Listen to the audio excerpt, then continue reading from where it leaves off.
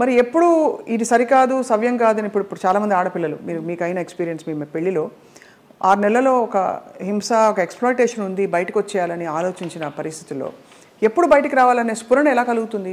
Because భరిస్తాం సర్దుకుంటాయన్న hope ఉంటుంది. ఆ స్ఫురణ ఏం చెప్పిన మాట వినాలని మీ గైడెన్స్ అడుగుతున్నా. మీరు డైరెక్ట్గా పడ్డ వ్యక్తి కాబట్టి మీకు అర్థమైంది కదా ప్రశ్న.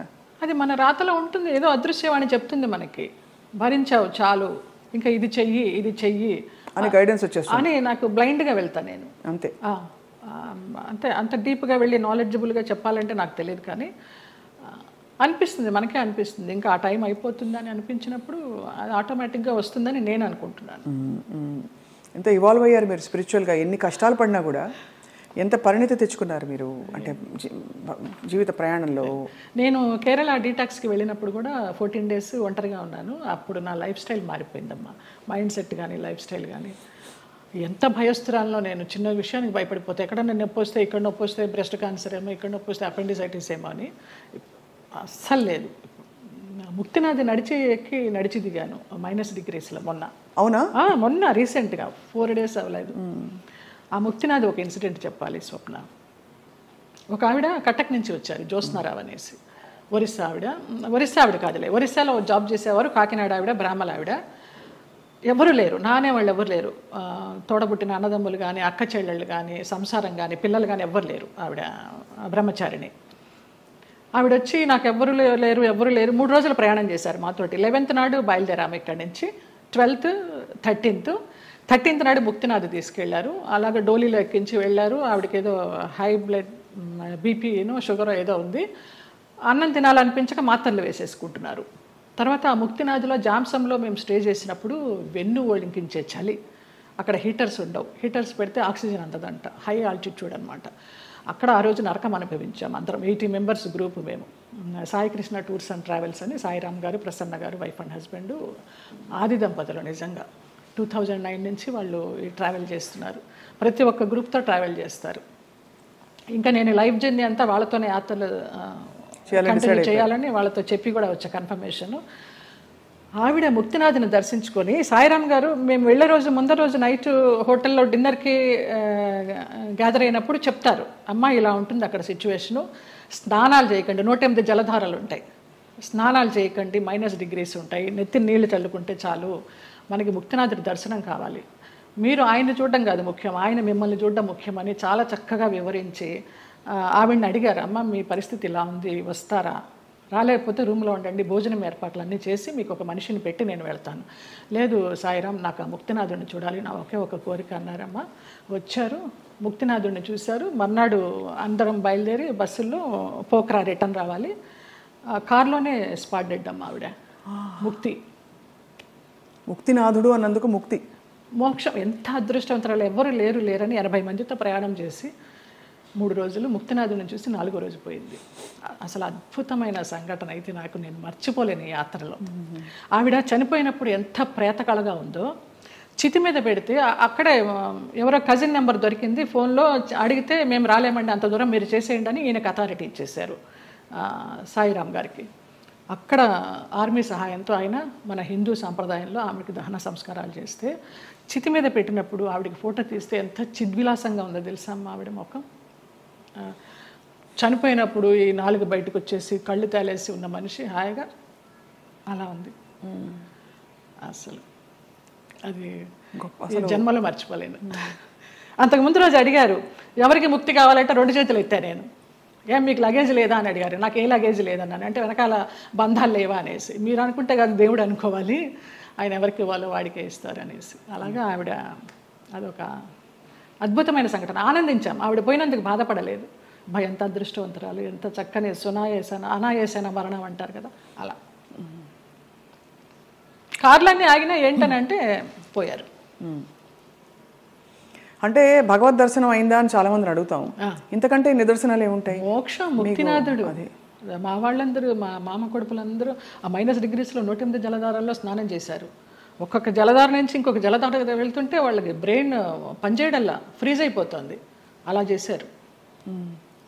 నేను ఆ 108లో చల్లుకోవడానికి అరగంట పట్టింది, ఈ చెయ్యి పనిచేయాల 1 గంట, బ్లడ్ క్లాట్ అయిపోయి.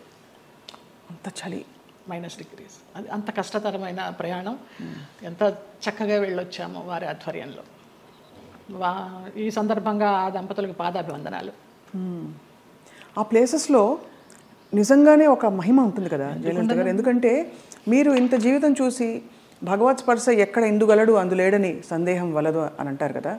అలాగా భగవంతుడు అన్ని చోట్ల ఉన్నాడు, సర్వాంతర్యామి అంటూ కూడా మనం కొన్ని ప్లేసెస్కి ప్రత్యేకంగా వెళ్ళడానికి కారణం ఏంటంటే వాళ్ళు నడయాడిన ప్లేసులు అవి అని చెప్తారు. ఇప్పుడు నైమిసారణ్యం ఎంతమంది మునులు మహానుభావులు తపస్సు చేశారు. అక్కడికి వెళ్ళంగానే మనకు ఆ వైబ్స్, కొన్ని గుళ్ళకి వెళ్తే మామూలుగా దండం పెట్టుకుని వచ్చేస్తాం. కానీ అదే మనం తిరుమల వెళ్ళినప్పుడు ఆ వెంకటేశ్వర స్వామి చూస్తుంటే మనకు తెలియకుండానే ఆనంద బాష్పాలు కారిపోతాయి. ముక్తినాథుడి దగ్గర కూడా అలాగే కారిపోయినాయి నాకు.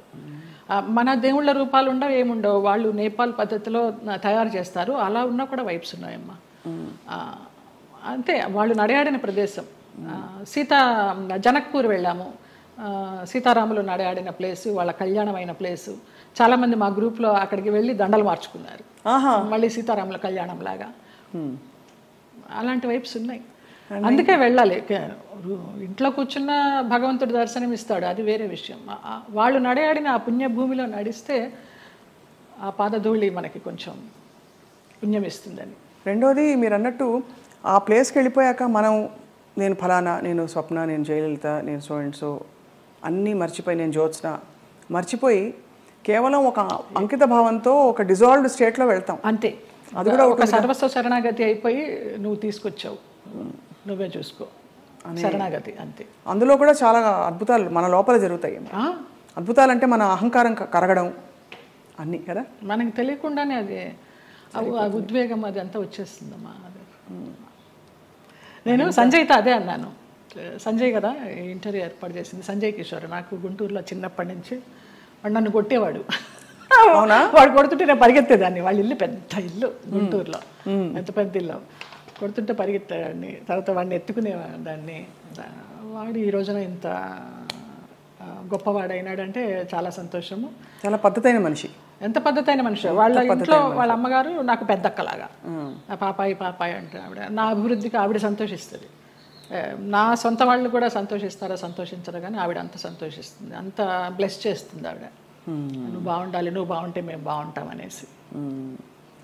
లేదు, మీరు బాగుంటారు, మీ చుట్టూ ఉండేవాళ్ళు అంటే మీకు భగవద్ రక్షణ ఉందని క్లియర్గా ప్రూవ్ అయిందమ్మా. నాకు చాలా ఈ యాత్ర తర్వాత నాకు భగవదానుగ్రహం మెండుగా ఉందని చాలా నమ్మకం వచ్చింది నిజంగా.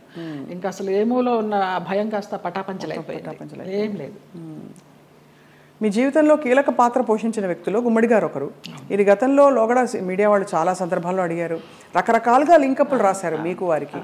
అసలు అంత లింకప్ చేయాల్సిన అవసరం ఎందుకు వచ్చింది? అంటే మీరు కేవలం వెళ్ళి ఇప్పుడు ఒక మనిషి ఇంకో మనిషి సేవ చేయొచ్చు, చూసుకోవచ్చును, స్త్రీ పురుషులు కావడంతో అలా రాశారు.